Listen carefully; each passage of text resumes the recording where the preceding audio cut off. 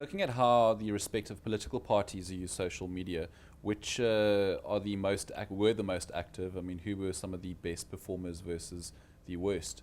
Well, it was really only a two-horse race between the DA and the EFF. Between Julius Malema and Musi Maimane, they both tweeted pretty much the same amount of times. I think we saw a different strategy being employed by each. For the EFF, the strategy was around kind of a conceptual framework of why people should vote for them. We're going to bring about, it was land reform, it was community development and job creation, the kind of big issues. For the DA, it was much more focused. They were out to win Nelson Mandela Bay, and they were out to win Johannesburg.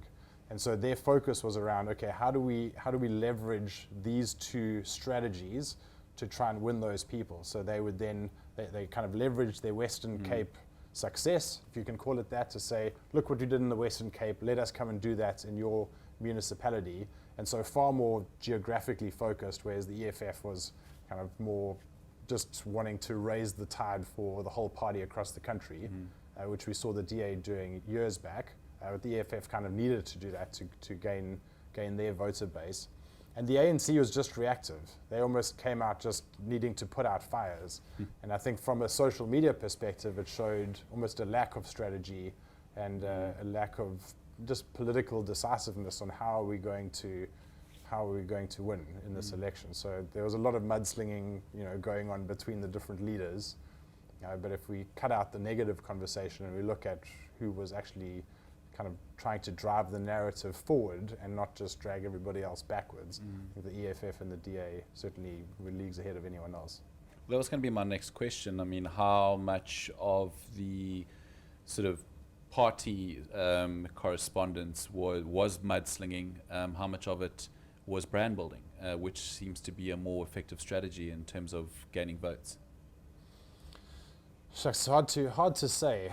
There was a lot of mudslinging against the ANC of corruption. Is the big one. Kind of failed.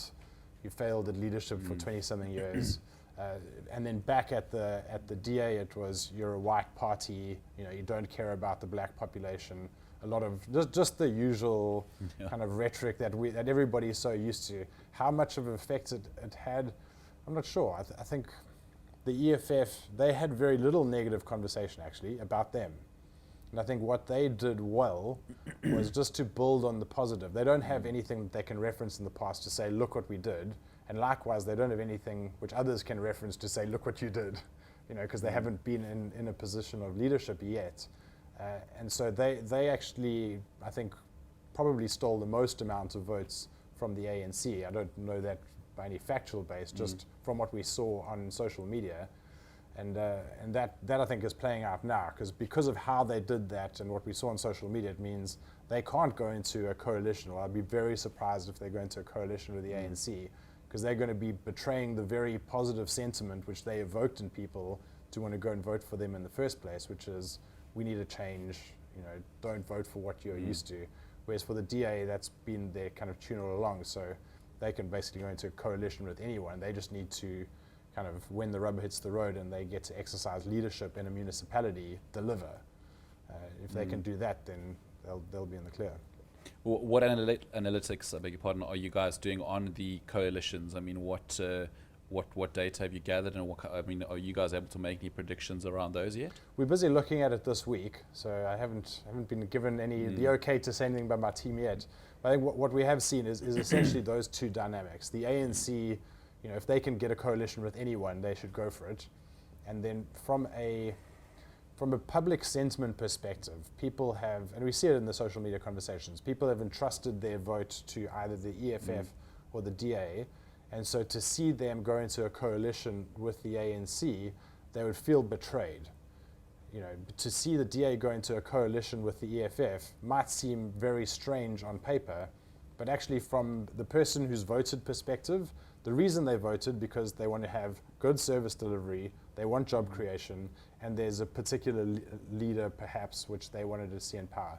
So certainly out of those three, two of those the parties can agree on. Because at a local municipal election, land reform is not an issue because that doesn't get decided at a municipal level. That's a national issue.